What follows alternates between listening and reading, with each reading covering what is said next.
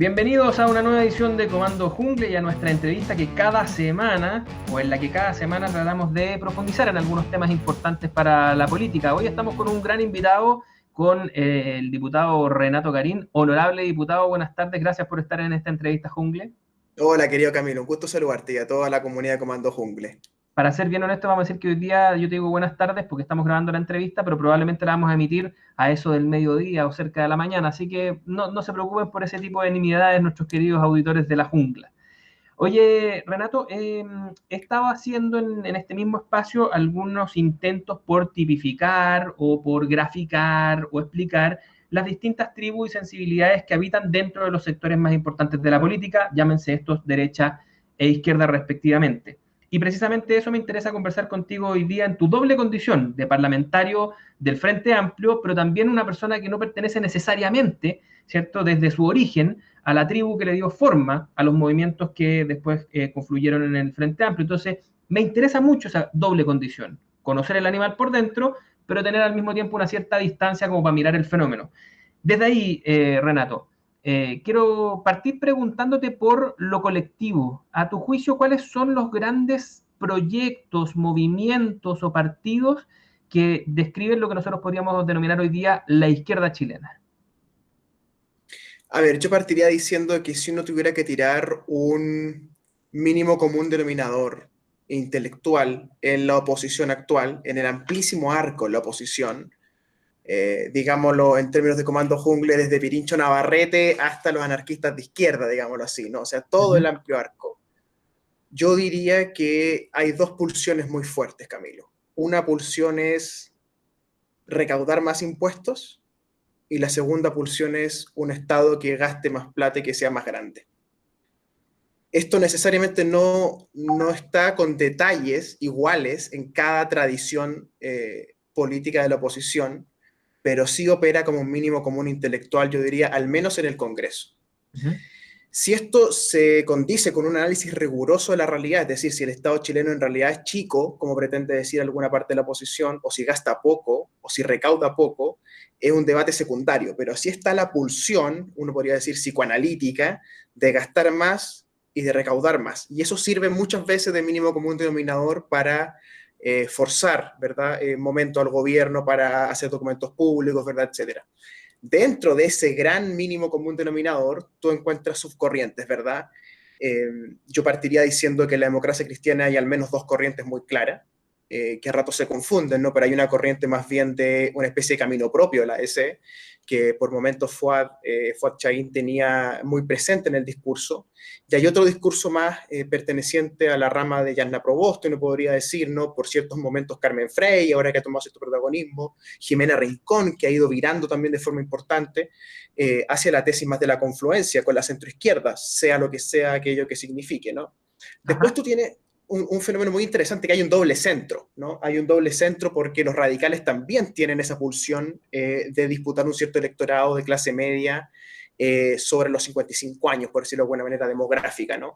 Y la DC con los radicales comparten ahí ciertos rasgos, tienen bancadas más bien rurales, lejos de los centros urbanos, vienen en franco descenso en su cantidad de votos, y además para poder existir como comités dentro del Congreso siempre necesitan aliarse con otros, sobre todo los radicales en este caso. Ahora a la DC le toca elegir probablemente presidente de la Cámara, pero es porque logra alianzas con los demás. La DC no tendría espacio en el Congreso prácticamente si no hiciera ese tipo de jugada. Entonces ese doble centro juega muchas veces a jugar con Renovación Nacional, a aliarse con sectores del PSPPD, pero es una especie de bisagra dentro del Congreso y lo ha sido en las cuestiones constitucionales, en los proyectos de ley más importantes, a veces dando mayoría para un lado, a veces dando mayoría para el otro, porque es una tradición que permite jugar elásticamente, digamos, ¿no? De hecho, no por nada, Hugo Herrera, el intelectual detrás de Mario Desbordes, habla de un cierto radicalismo recurrente en la derecha de Desbordes, por ejemplo. ¿Y eso qué Claro. es? Es un guiño a este otro doble centro, ¿verdad?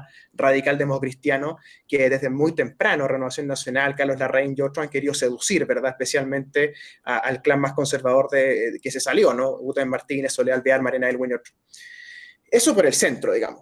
Uh -huh. Hay quienes buscan meter una tercera pata en ese centro, me refiero en particular a Lado Mirosevic con su Partido Liberal, que ellos dicen que ellos podrían buscar un voto centrista, eh, debajo de la línea etaria de la DC y los radicales, por así decirlo. Gente de 40 años que se considere liberal, pero tampoco tan radicalizado. Y eso es un poco la novedad que el Frente Amplio trae a la política chilena, que no es una alianza de izquierdas necesariamente, no es un Podemos, por así decirlo, sino que es una alianza con este otro partido que tiene una intención centrista. Manifiestamente Parado Mirosevich insiste en esto, ¿no? Bajo la tesis central, o la hipótesis, por así decirlo, de que el centro es algo así como un punto equidistante entre derecha e izquierda, ¿no? Que eso habría que comprobarlo empíricamente, pero al menos ellos tienen esta tentación. Esa es la primera novedad del Frente Amplio que se Sí, empieza a ver ahora, recién en el análisis, ¿eh? Porque sí, normalmente nosotros tendíamos a mirarlo como un grupo que se ubicó a la izquierda de la concertación, en el mapa tradicional. Sin embargo, más bien la vocación que ha ido mostrando es más parecida a la que tú dices, es decir, es como la idea de una especie de coalición generacionalmente de reemplazo de lo que en su minuto fue la concertación. sí. ¿Mm? Yo diría que el mínimo común denominador ahí sería el socialliberalismo, ¿no? En sus diversísimas manifestaciones, desde la versión gringa de John Rawls, muy manoseado en el Congreso, debe ser el autor más manoseado en el Congreso, con citas fuera de contexto, con menciones, digamos, espontáneas, siempre como cada vez que alguien quiere mostrar como un punto razonable, por así decirlo, recurre a este tipo de autores. Después tú tienes una tradición social liberal más radicalizada, por así decirlo, en sectores de revolución democrática, pero aún dentro de la tradición social liberal. Pienso en Miguel Crispi, por ejemplo, pienso en Pablo Vidal, que a mí me sería incompatible pensar a Miguel Crispi con teorías más radicalizadas que esas, digamos. O sea, es prácticamente un fenómeno dentro de la élite lo que se gatilla a raíz del now, a raíz de lo que significa Miguel Crispi en esta política. Lo que en algún minuto Bachelet denominó nuestros hijos y que a ellos les molestó tanto. Claro, bueno, y otros autores hablan de los hijitos de mamá, ¿no? Ujú. Refiriéndose a esta idea, o sea, de que en realidad son una especie de hijos díscolos de la concertación, ¿no? Que a raíz de la lectura que ellos tienen en la católica, que es una lectura siempre a cuatro bandas, ¿no? Porque recordemos que al NAU tempranamente se le abre una izquierda en la católica, que ha llevado diversos nombres, el último nombre fue Crecer, que ganaron de hecho la FEUC, pero ellos nunca han sido, ellos nunca fueron la izquierda radical de la católica, Ujú. como si en algún momento el autonomismo lo fue en la Chile, después se centró, ¿verdad? Pero el autonomismo en principio se colocó a la izquierda del PC. En la Ujú. Católica, en cambio, el NAU gobernaba desde posiciones más sociales y ganaron 7 federaciones seguidas, ¿verdad? Y de hecho 8 de las últimas 10, con un discurso más bien social liberal, uno diría socialdemócrata, ¿no?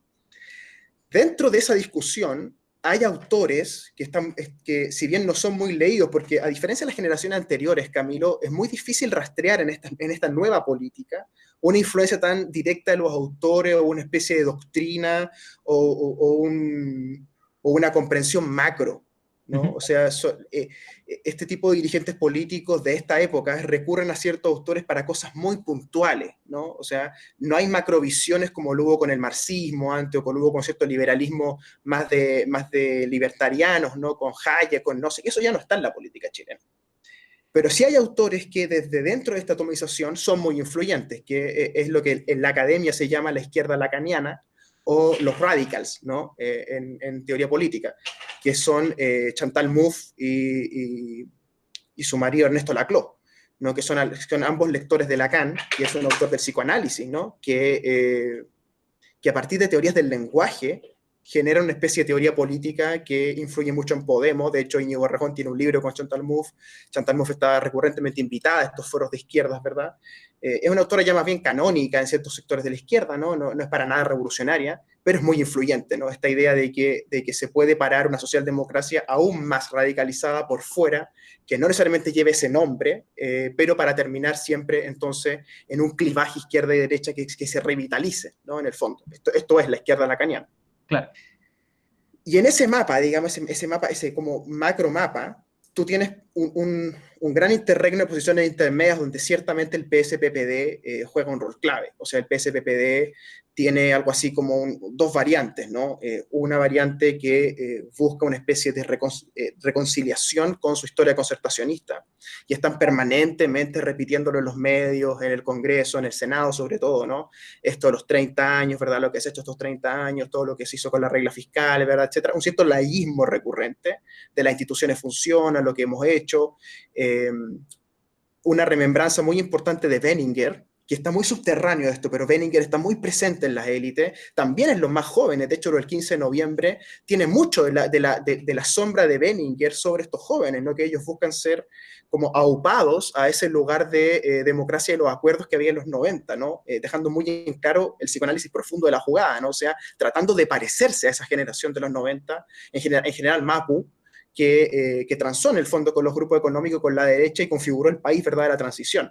Y no son Entonces, pocos los grupos que ven en ese momento. Tú te refieres al acuerdo constitucional. sí, No que es son un pocos hito los grupos claramente, ¿no? que reconocen un hito. Incluso una parte de la ruptura del Frente Amplio también se circunscribe en ese hito.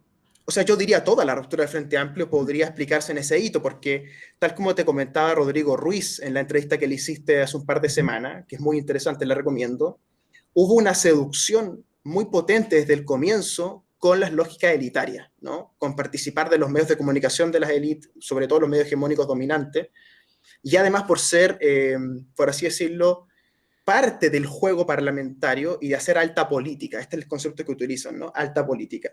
Y lo que ocurre el 15 de noviembre es que chocan estas dos lógicas, porque eso es el epítoma de la alta política para estos cabros, ¿no? Lo del 15 de noviembre en la noche, sobre todo a mi juicio, cuando le dejan pasar a la derecha este gol de los 2/3. Porque efectivamente lo del pacto del plebiscito se veía venir, una cosa que estaba muy avanzada en la Comisión de Constitución de la Cámara de Diputados. De hecho, yo asistí esa semana a un par de sesiones, pero lo que hacen ese día de noche en la madrugada es pactar con la UDI para dejar contenta a Ana von Baer y a Jacqueline Van Rieselberghe en particular, los 2/3, o sea, que la nueva constitución se redacte por 2/3, lo que yo creo que es un error estratégico de la élite política chilena, que puede estar llevando una especie de laberinto esta cuestión, ¿no? Que pueden quedar cosas muy importantes de la constitución sin zanjarse por el tema del quórum y dejadas entonces a la política normal de simples mayorías por 10, 15 años, quizás más 20 años, sabiendo la historia constitucional que tenemos en Chile, digamos, ¿no? O sea, que las cosas que dejamos pendientes casi siempre quedan para siempre pendientes y que lo provisorio casi siempre es definitivo, ¿no? Uh -huh. Oye, y en ese mismo mapa, ¿cómo ubicáis al PC? Porque aquí hay una cuestión difícil. Hay un momento en el que el Partido Comunista, ¿cierto?, comienza a construir su regreso a la institucionalidad por la vía de un pacto con la concertación en su minuto, ¿cierto? Lo que primero fueron los pactos por omisión, que le permitieron elegir alcalde, ¿cierto?, parlamentario, y luego finalmente ingresando de lleno a lo que fue la nueva mayoría. Momentáneamente el PC pierde con eso cierta conexión con la calle, con los movimientos. Tú dijiste, bueno, los barrieron de la FECH y de muchos otros lugares. Sin embargo, hoy día el PC en este mapa aparece como probablemente el partido institucional más genuinamente de izquierda o más tradicionalmente de izquierda, ¿cierto? Haciendo lo propio o llevando hacia el centro, incluso al Frente Amplio o a una parte muy importante de él. Sí, yo lo diría de la siguiente manera, que es que el escenario se empezaba a parecer al de la FECH, ¿no? Donde los grupos autonomistas y de jerga anticomunista por izquierda sorpasan al PC, que es el proceso del 2012 en adelante, después de Camila Vallejo, que son los Pancho Figueroa, ¿verdad? Los Boric, las Camilas Rojas, ¿verdad? Etcétera. Pero el PC logra revertir la situación, en parte por lo del 15 de noviembre, en parte porque hay una voluntad socialdemócrata en el Frente Amplio, en parte porque el propio PC entiende que su rol histórico es a la izquierda de este proceso, que ellos logran colocar entonces el escenario más parecido al de la FEUC. O sea, un escenario donde el NAU y el Frente Amplio están en la centroizquierda y hay una izquierda radicalizada, ¿verdad? Que en este caso serían ellos. Y tiene mucho que ver con el peso de la doctrina. O sea, vuelvo a este punto. Estamos ante partidos, yo diría desde RN hacia la izquierda, partidos muy líquidos, partidos casi gaseosos en términos intelectuales, ¿no? Donde la política se hace, Camilo, más que en el quehacer, la pregunta leninista del quehacer, que sí es la pregunta de los comunistas, en todo el otro espectro de la política, salvo la UDI y el PC, que son los dos partidos leninistas del país, metodológicamente leninistas, que se preguntan el qué hacer todos los días, los otros partidos funcionan en el qué decir. Es decir, se colocan de acuerdo a través de grupos de WhatsApp, Telegram, cadenas de mail, en qué tienen que decir delante de la prensa, en los medios hegemónicos. Entonces, la política que hace el PC y que hace la UDI es cualitativamente distinta a la política que hacen los demás movimientos y partidos, que están en la lógica de los medios hegemónicos, que, vuelvo a insistir, son la clave del proceso. Porque si tú te das cuenta, parte del boom que sufre la figura de Jackson y de Boric tiene que ver con el aplauso permanente prácticamente de los medios hegemónicos. Y en el momento en que esos medios hegemónicos les sueltan la mano por un momento, ellos quedan un poco al arbitrio de la opinión de la sociedad chilena y ahí suben dramáticamente en su rechazo. Los dos han llegado a tocar 60 puntos de rechazo, lo que es muchísimo en sondeos donde ellos tenían justamente lo contrario, o sea, tenían 60 puntos a favor antes. Y esto creo yo es un poco porque los medios han soltado la mano de estos liderazgos, ¿no? Un poco por cómo la crisis se ha producido y también porque hay un problema en el Frente Amplio y en esta izquierda nueva, que es que pese a que estamos inscritos en la política del decir, no lo hacemos del todo bien. Y entonces los matinales, en vez de estar con estos personajes, que serían los Podemos de España, que sí lograron colocarse en la tele, acá no, acá están los Moreira, los Lavín, ¿verdad? Y la resurrección impresionante de nuestro amigo Marco Enrique Ominami. Claro. Oye, última pregunta grupal, porque me interesa ahora empezar a hablar un poco de los liderazgos más individuales. El Frente Amplio tenía dos fuerzas más o menos grandes o hegemónicas, que eran, poniéndolo en términos muy gruesos, los autonomistas y Revolución Democrática. Fundamentalmente Revolución Democrática, que institucionalmente incluso también era mucho más fuerte que el resto. Y la lógica de Revolución Democrática permeó incluso la candidatura presidencial de Beatriz Sánchez, digamos, era muy fuerte. Pero tras su explosión interna, hoy día es más difícil identificar qué es todavía el Frente Amplio y cuáles son sus fuerzas más potentes, cuáles son sus discursos más hegemónicos. ¿Quiénes son hoy día los pivotes del Frente Amplio mirado desde la perspectiva post-explosión? Bueno, yo diría que en situaciones de alto estrés político, los sujetos suelen volver a sus trenzas históricas, ¿no?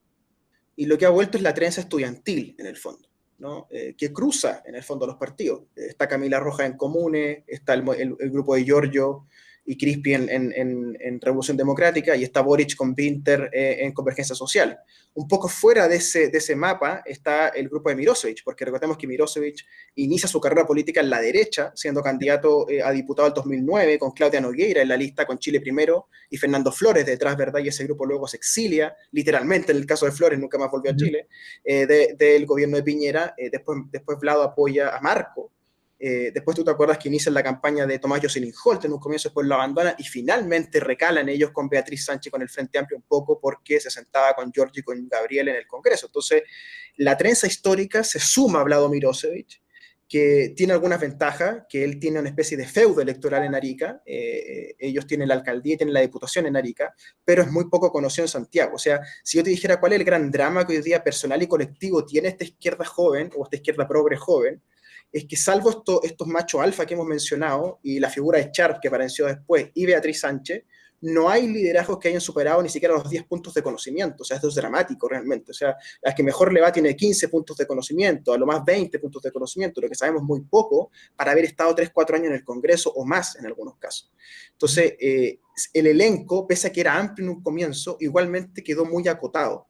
Y los conflictos internos que cortaron a Mayol, cortaron a Javiera Parada, cortaron a Ana María Casmuri, que era otro liderazgo importante, me fui yo en algún momento también de Revolución Democrática. O sea, se acotó el elenco y la trenza estudiantil entonces retomó el poder, pero formalmente me parece que Revolución Democrática tiene el pandero y tiene además las lucas, ¿no? Que es una cuestión que yo he tratado de colocar en la prensa, ¿no? Que es que ahora viene la parte donde vienen que financiar las campañas, y Revolución Democrática es la única instancia que tiene plata en el Frente Amplio. El autopréstamo Exacto. O sea, la autodonación. Sí. ¿Ah? Oye, vámonos un poco, déjame ponerme un poquito más copuchento. ¿Ah? Ya. Y vámonos a los liderazgos, porque tú mencionabas a Boric y Jackson, ¿cierto? Dos figuras señeras. A eso hay que sumar a Camila Vallejo, necesariamente, que confluye en el mismo envión estudiantil. Un poquito más atrás también venía sumándose Carol Cariola, y esas eran las figuras que estaban fundamentalmente de ese grupo fuerte. Pero llegan al Congreso, llegan con el Frente Amplio y aparecen otras figuras. Yo quiero mencionar aquí, por ejemplo, el caso de Pamela Giles, que Sí. no solamente se nota mucho, sino que además parece que apanica mucho. Ella entra, de hecho, creo que con la pierna en alto, si no me equivoco, dándole el primer combo por machista a Boric. Cuando todavía Boric era un niño bastante intocado por el sector. ¿Cuáles son, a tu juicio, los liderazgos fundamentales del sector y cómo uno podría describirlos más o menos arquetípicamente dentro de este concierto de las izquierdas? Bueno, yo partiría por Pamela Giles. Pamela Giles es una reina de copas en categorías junguianas, digámoslo así, Ujú. del tarot junguiano, ¿no? Que ella es una excelente lectora de las emociones, ¿no? Tanto de las emociones del odio como de las emociones del amor, las emociones del miedo.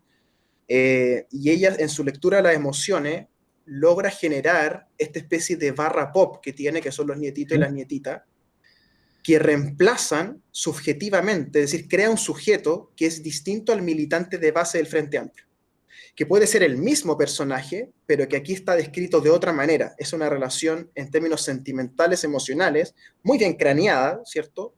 Eh, con esta señora que es la abuela, ¿no? Y Ujú. ella en el fondo lee muy bien la emocionalidad respecto de a quién darle afecto, ¿no? A mí, por ejemplo, me aguacha, ¿por qué? Porque estoy como solito en un rincón, ¿verdad? Con los ecologistas se aguacha también, con los regionalistas, pero ella sabe que con Jackson y Boric tiene que tener distancia y tiene que tener distancia táctica para poder crecer en su nicho.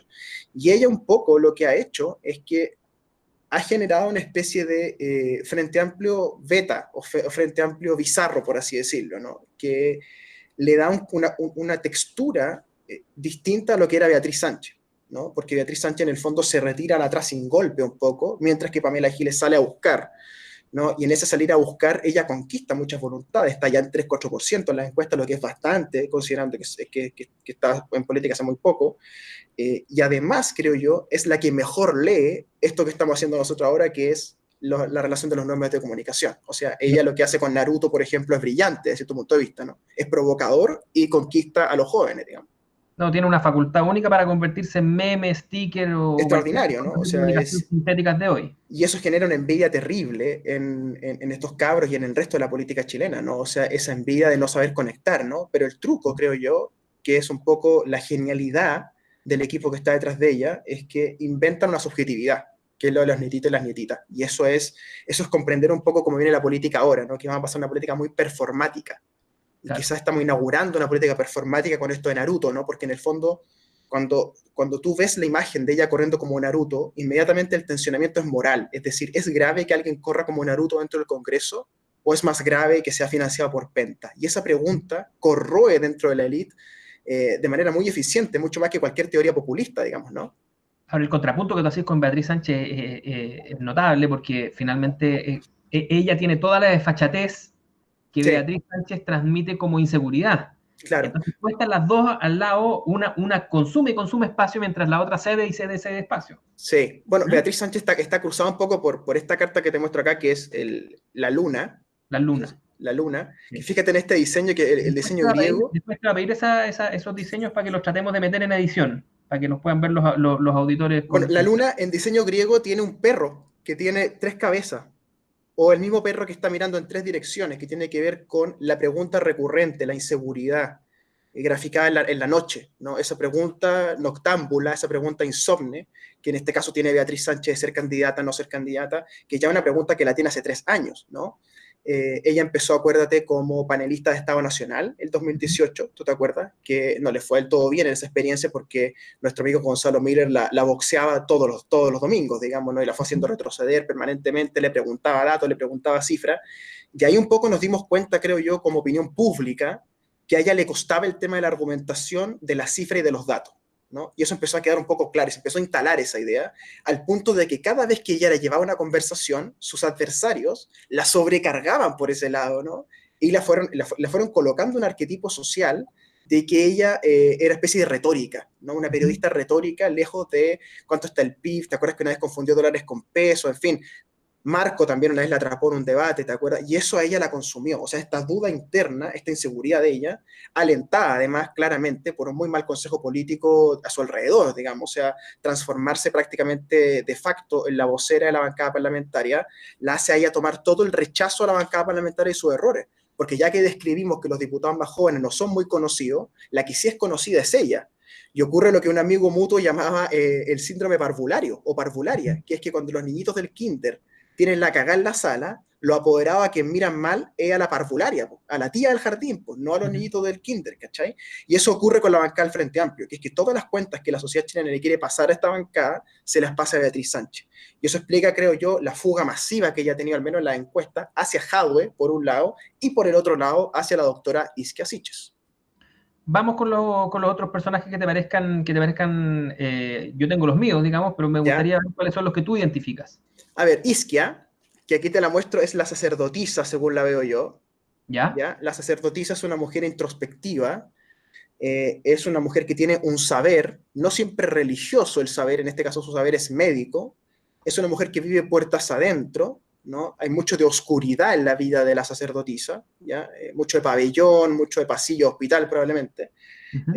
Insisto en la introspección, una persona muy matea en general, con preguntas existenciales muy demandantes, ¿no? Cierta culpa, ¿no? Sobre todo la mujer de izquierda no católica cultiva otras culpas, ¿no? Ha reemplazado el espacio de la culpa católica por otras culpas, ¿no? Eso es muy interesante de verlo.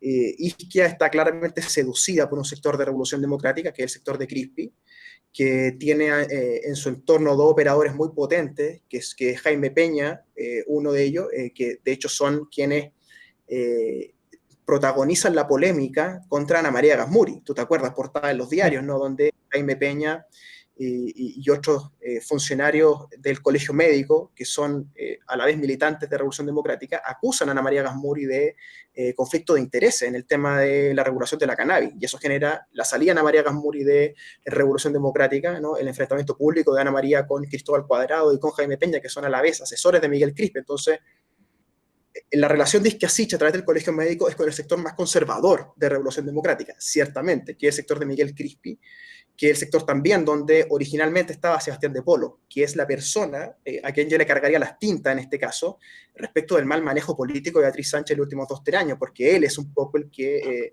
asume, como alguna vez fue Ricardo Solari, el primer generalísimo de Bachelet, ¿tú te acuerdas? De Sí, Polo fue un poco esta figura, ¿no? Y yo creo que está marcado por los errores. perfecto. Tenemos a Isquia, que además de la tipología que tú dices, ella viene, es claramente una figura de reemplazo respecto de Beatriz Sánchez. O sea, ella ocupa Sí, mucho del espacio que prácticamente todo. ocupaba a nivel de la opinión pública y por lo tanto se convierte en una especie como de figura de reemplazo y probablemente sea parte de la estrategia que tienen estos asesores que tú mencionabas. Bueno, Eh, Daniel Yahweh, Me eh, interesa. yo lo veo como la fuerza, Ujú. ya que es una carta también dentro de una cueva en el diseño griego, que es un hombre peleando contra sí mismo en el fondo, pero que la carta lo muestra como un león, ¿no? Yo veo en Jadwe, por un lado, mucha fuerza interior, ¿no? Una voluntad de poder, diría Nietzsche, bien notable, ¿no? Yo al tipo lo conocí como el 2004, 2005, cuando él tenía un proyecto que se llamaba La Chimba, en Recoleta, y desde ese grupo de La Chimba, que era un grupo transversal, no comunista, él logra después competir por la alcaldía y ganar. Es un proyecto largo esto de que él arma en Recoleta para terminar ganando. Y es un poco parecido lo que está haciendo ahora a lo que hizo con La Chimba hace 15 años atrás, digamos, una especie de transversalidad, ¿no? Tratar de sembrar cierta transversalidad que a la vez es resistida. Y aquí viene el tema de la fuerza. Jado está haciendo fuerza para poder competir. Está haciendo fuerza dentro del PC, donde es resistido, por ejemplo, por el sector de Carmen Hertz, que igual le hace cariñito por Twitter y todo, pero todos sabemos que lo ha resistido en el pasado. Y además con él mismo, ¿no? Yo veo que Jadwe tiene una tensión con él mismo muy fuerte. Yo creo que, tal como a ti y a muchas otras personas, el tema palestino los toca muy duro y que Ujú. cada vez que ocurre algo palestino o vinculado a la agenda judío-palestina, algo ocurre en Jadwe también, ¿no? Y está particularmente enojado esos días, y se nota, ¿verdad? Y pelea con los conductores en los matinales, ¿verdad? Etcétera. Y esto también le ocurre en la política diaria. Él es resistido por ciertos sectores, pese a su inteligencia y su capacidad probada, él es resistido. Entonces, él es la fuerza hoy día, fuerza resistida un poco por fuerzas dentro de sí mismo, ¿no? Ahora, Eh, esa fuerza representa un cierto atractivo político, porque si hay algo que ha Total, o demostrado sea, es vibrante. Po. en este último tiempo es que se constituyó probablemente como el más genuino opositor a Piñera. Siendo que la Exacto. oposición a Piñera o el antipiñerismo abarca casi todo el país, por así decirlo, si uno viera por las encuestas, él encarna mejor que nadie el contrapunto fuerte, decidido, ¿cierto? Contra Piñera como figura, y además se querella contra él, y tiene una cuestión, tiene fuerza, me gusta el concepto. ¿Mm? el último que te planteo es que buscando un arquetipo que sea más colectivo de lo que ha sido mi experiencia en el Frente Amplio, incluyéndome en esto, es la Ujú. sota de copas. ¿Ya? La sota de copas es una carta, Camilo, muy interesante porque es la carta donde está el sujeto desarrollándose, pero no termina ese proceso. ¿Se ¿Ya? entiende? O sea, y esto es Narciso. En la carta griega es Narciso. Y a Ujú. Narciso le pasó algo increíble, que es que era tan bonito que iba todas las mañanas a mirarse su reflejo en una laguna, hasta que se cayó en la laguna y se ahogó. Y esto es un poco lo que ha ocurrido, ¿no? Con estos jóvenes que venían a cambiar la política, que tuvimos una gran oportunidad en 2017, yo esto lo digo siempre, que si el affair Mayol hubiera terminado mejor o no hubiera ocurrido del todo, probablemente Beatriz Sánchez le hubiera ganado a Guillé y después ella habría perdido con Piñera y hoy día la principal fuerza opositora sería el Frente Amplio y no la nueva mayoría, ¿verdad? Entonces hay una oportunidad perdida. Y luego, desde 2018 en adelante, si bien han habido cosas buenas y no quiero negarla, han habido errores en la bancada parlamentaria que son realmente suicidas, digamos, un auto boicot permanente con 7 acusaciones constitucionales, con errores gravísimos, con el tema de Abbott en la Corte Suprema, con diferencias comunicacionales, con partidos que se quiebran, con el 15 de noviembre mal llevado, saliéndose de la sala el 20 de octubre, en fin, o sea, Ujú. una cantidad de cosas que ocurrieron que nos caímos dentro de la laguna. Oye, ¿y ese Narciso, quién es más Jackson? ¿Es más Boric? Yo creo que es Son más colectiva, porque lo veo generacionalmente. Lo veo en mí también, por supuesto. Lo veo en Pablo Vidal, que está permanentemente en los matinales, sin decir mucho. Tú te das cuenta que no toca ni a los grupos económicos, ni las colusiones, ni ningún tema muy grave. Se ha vuelto parte del establishment, en el fondo, dentro de la laguna de la política chilena, ¿no? Y a mí me sorprende mucho, antes como de preguntarte cuáles son los que te convocan a ti, ¿no? Pero ¿Sí? el ermitaño, ¿Ya? porque el ermitaño es muy interesante. El ermitaño es la carta hermana del loco, Ujú. ¿ya? O sea, el ermitaño fue un loco. El ermitaño es ese viejo que vive encerrado, ¿verdad? Que anda como tapado con una túnica, ¿cierto? Y que anda con una lamparita y un perrito. Pero fue loco cuando joven, ¿no? Y dio paso en falso y todo. Es un ex loco. Este es Marco Enríquez, claramente. Marco tiene todas las características del ermitaño, juzgado por la sociedad hasta el cansancio, digamos. Igual que Ujú. el ermitaño todo le dice que es loco, que es alcohólico, que es farrero, que dejó a su familia. Todo eso es propio del ermitaño. Y Marco tiene eso, ¿no? Que habla en los matinales, casi en cadena nacional, a mí me sorprende. Yo cuando lo vi por primera vez, estaba con audífono y dije, ese habla muy parecido a Marco. Y era Marco. Y es como otro Marco. Es como un tercer Marco, porque ya no es el Marco ni el pelo negro ni el pelo negro con blanco, eres blanco entero. Está en esta especie de cueva donde tiene los libros al revés, que es una cosa ya loquísima. Y además habla, siento todavía muy joven, ¿Mm? casi teniendo espinilla en la cara, literalmente, habla de su experiencia 2 veces candidato presidencial y alecciona en la tele al resto. Bueno, Yo, ya fue Enríquez o Minami, así que ahora podría competir como Dockenbailer. exacto. O sea, él tiene una capacidad espectacular para reinventarse. Ujú. Oye, y aunque no tenga arquetipo, o si es que lo tiene, bienvenido, ¿qué rol juega Sharp? Porque esa es una fuerza que me parece interesante desde el punto de vista de los propios temores del Frente Amplio. Hay una figura que como que permanentemente estuviese juzgando negativamente a sus compañeros de lucha. Pero en la operatoria, en el día a día, no es esa fuerza moral. Uno lo mira y más bien parece que es más vivo que el hambre, en el sentido de que es pillo, hace alianzas cortas, no lo digo en sentido peyorativo, sino que tiene muchas de estas triquiñuelas del político antiguo, tipo Pérgola de las Flores. Sí, yo creo que él efectivamente tiene un canon muy interesante como de político radical de mitad de siglo, ¿no? Yo ¿Sí, lo no? veo en sus chaquetas, ¿verdad? En su estética. No sé cuánto hay de estrategia en eso y cuánto hay real, ¿no? Porque también es muy hábil en ese sentido.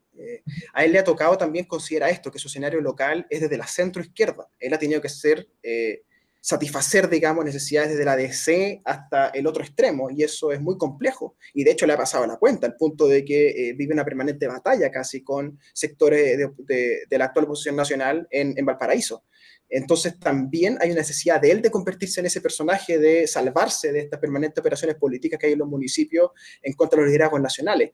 Pero yo creo que si no hubiera ocurrido lo de noviembre y no hubiera él salido su partido y todo lo que ocurrió, yo creo que él podría haber sido el candidato presidencial del Frente Amplio, porque está en la lógica del... Por eso te pregunto. Sí, pues, él estaba en la lógica de Lavín y Dejado en el fondo y podría haber sido perfectamente el candidato. ¿Y hoy día está solo? No tiene... O sea, yo soy bien amigo de él, digamos. O sea, ¿Ya? si el Frente Amplio fuera un condominio, hay 4 casas, que es Comunes, Liberales, Convergencia Social y Revolución Democrática. Hay una carpita, que es Marcelo Díaz con Lorena Fríe y compañía, que los dejaron entrar. Y hay unas carpitas más chicas donde estoy Charb, estoy yo, digamos, y nadie sabe muy bien dónde está la Beatriz en ese diseño, ¿Sí? digamos. Pero institucionalmente, claro, es muy precario, ¿no? ¿Y los humanistas? Los humanistas están afuera, pues los humanistas tienen ahora una alianza con los regionalistas y con los comunistas. De hecho, se intentó hacer una especie de mega alianza que se llamara Pliego Popular, que se lanzó este verano, y que los liberales se quedaron afuera sistemáticamente, y esto no logró convocar a las dos macro, digamos, porque el Frente Amplio no logró consenso, porque Mirosevic y compañía no querían ir a una alianza con quienes pueden levantar a Jadwe, porque aquí el gran temor de todo este sector es no servir de plataforma para Jadwe, ¿no? No sé si me cachai, o sea, Sí. no ponerse a disposición de que Jadwe haga de trampolín, verdad y salte. Y eso es muy universitario también. Eso Absolutamente, tiene muy de la Católica y de la Chile. ¿Viste cómo todo da vuelta al final? Totalmente. Oye, Renato, se nos fue demasiado rápido el tiempo, pero creo Un placer, amigo mío. la entrevista. Además, el tiempo de haber encontrado estas tipologías encarnadas en Sí, algunas podemos personajes, seguir más adelante. ¿no? De todas maneras, vamos a sacarle algunos tarot extendidos a la política. Y dejarte invitado probablemente para alguna conversación o en otra entrevista o con el panel. Así que te Oye, pasaste. Muchas darle gracias. saludo a mi padrino Macari, a mi amigo Gonzalo Miller y a, por supuesto, el hijo con chaqueta de cuero del Partido del Orden, que es nuestro amigo Pinincho Navarrete. El hijo rockero del Partido Londres. Exactamente. Gracias, Muchas Renato. gracias. Y ustedes, queridísimos auditores, sigan compartiendo y viendo nuestras entrevistas. Me gusta mucho leer sus comentarios y sugerencias. Y aquí estamos, tratando de describir esta política o en destrucción o en construcción. ¿Quién sabe? Aguante jungle. Nos vemos.